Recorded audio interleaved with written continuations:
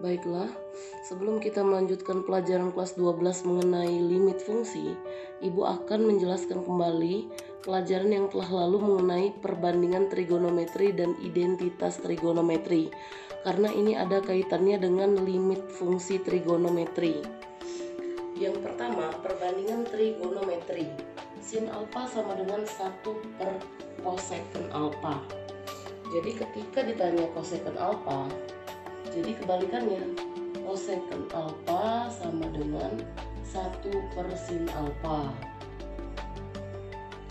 Nah, lalu cos alfa sama dengan 1 per secant alfa. Jika ditanya secant alfa, menjadi 1 per cos alfa. Untuk tan alfa sama dengan 1 per kotangen alfa. Jadi kotangen alfa sama dengan 1 per tan alfa.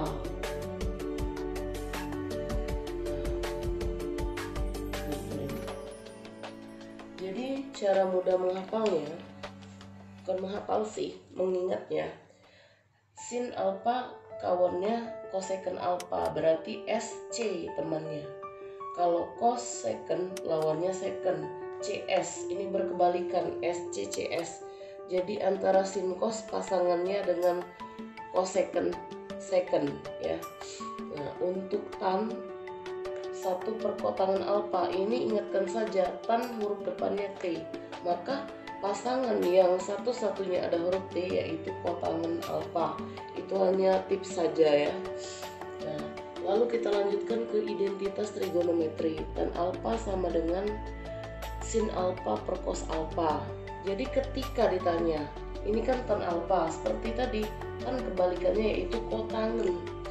Ketika ditanya kotangen alfa, berarti kebalikannya yaitu cos alfa per sin alfa.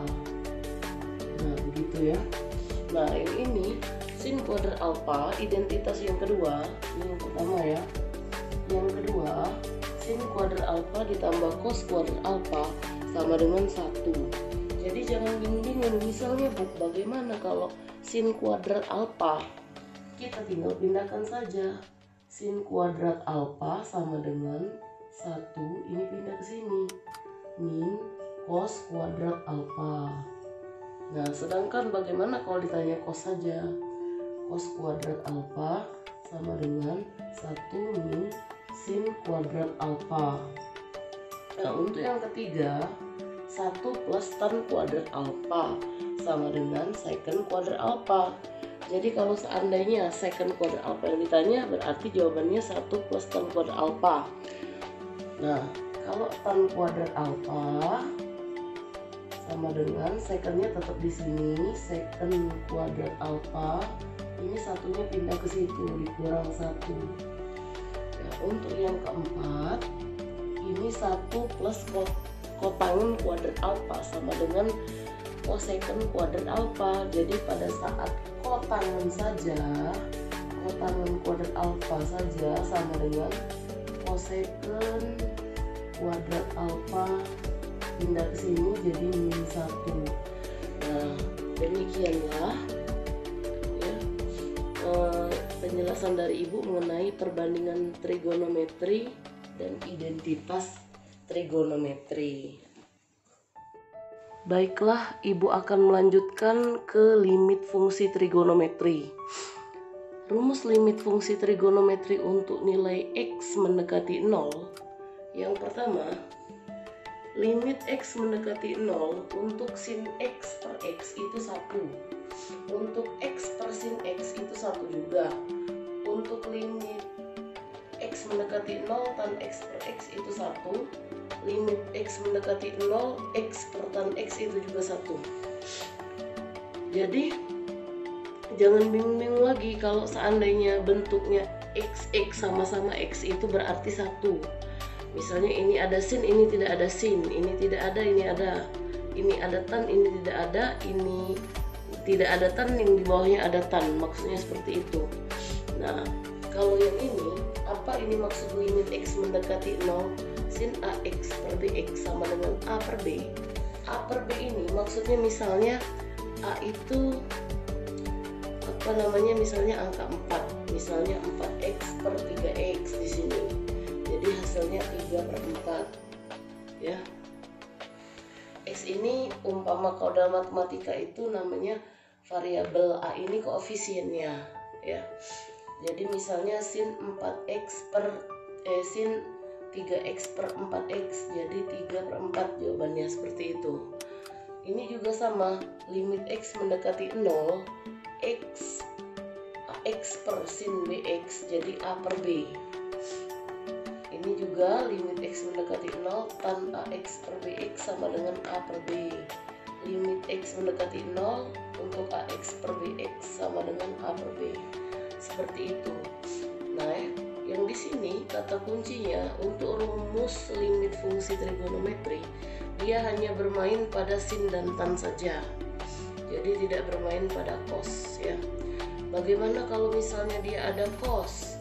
Untuk yang ada cos nanti kita ubah dulu menggunakan identitas trigonometri atau perbandingan trigonometri yang sudah Ibu jelaskan tadi. Nah, kalian bisa lihat dulu ini rumusnya, nanti kita langsung praktek bagaimana cara menggunakannya. Kalau hanya ditulis rumus saja pasti kalian bingung apa itu ABX ya. Nanti Ibu jelaskan. Nah, ini kalian perlu ketahui dulu. Kita lanjutkan nanti ke contoh soal. Baiklah, Ibu akan melanjutkan ke contoh soal ya. Tadi kan baru rumusnya aja, sekarang cara penggunaannya. Nomor 1, limit x mendekati 0, sin 6x per 2x. Nah, itu menggunakan rumus yang mana? Ya, tepat, menggunakan rumus limit x mendekati 0, sin ax per bx. Jadi yang berperan sebagai a di sini 6, yang b di sini 2. Jadi kan langsung saja a per b, 6 per 2, 6 bagi 2, 3, langsung ya. Untuk nomor 2, limit x mendekati 0, 8x per tan 4x. Itu yang rumusnya limit x mendekati 0, ax per tan bx. Jadi yang a-nya ialah 8, yang b-nya ialah 4. Berarti 8 per 4 sama dengan 2. Nah, untuk nomor 3, limit x mendekati 0, sin 3x per sin 2x. Itu menggunakan limit x mendekati 0, sin ax per sin bx. Jadi a-nya 3, b-nya 2. Ini juga nomor 4, limit x mendekati 0, tan 8x per tan 4x. Itu limit x mendekati 0, tan ax per tan bx. Ada kan yang di sebelum yang Ibu tuliskan tadi? Jadi yang berperan sebagai a itu 8, b-nya 4, 8 bagi 4, 2. Mengapa 3 per 2 tidak Ibu tulis? Karena 3 per 2 menghasilkan bukan bilangan bulat. Kalau ini kan 8 per 4, 2 menghasilkan bilangan bulat.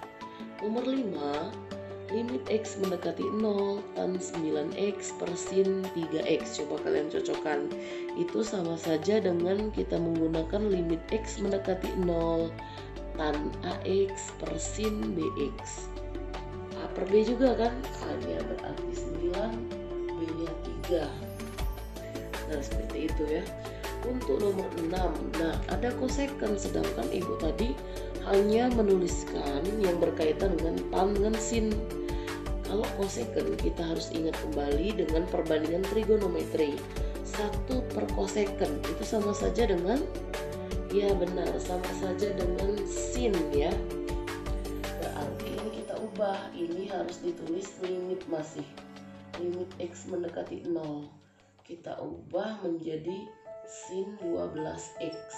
Ini menggunakan perbandingan trigonometri yang awal video ya. Nah, per 3x. Kalau bentuknya sudah seperti ini menggunakan limit x mendekati 0, sin ax per bx. Berarti a-nya 12, b-nya 3. Jadi 12 per 3 sama 4. Untuk nomor 7, limit x mendekati 0, dia menggunakan kotangen. Kalau kotangen kebalikan dari, ya kotangen sepertan ya. Jadi 1 per tan 12x per 1/4x. Oh, ini ibu lupa menuliskan ya karena belum dimasukkan, jadi kita harus tulis limitnya dulu, limit x mendekati 0.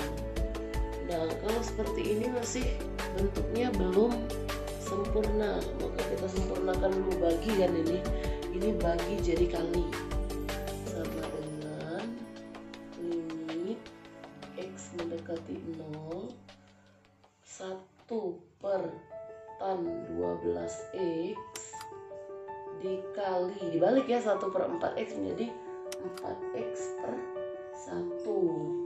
Jadi untuk ini menjadi limit x mendekati 0 itu 1 kali 4x 4x, 1 dikali tan 12x tetap tan 12x. Nah bentuk seperti ini sama saja dengan limit x mendekati 0 ax per tan bx, masih a per b ya, jadi a nya 4, b nya 12 ya. Dikecilkan boleh, tidak juga boleh, dikecilkan jadi 1/3. Nah selesai, demikianlah contoh soal dari ibu akan membuat soal untuk kalian. Terima kasih.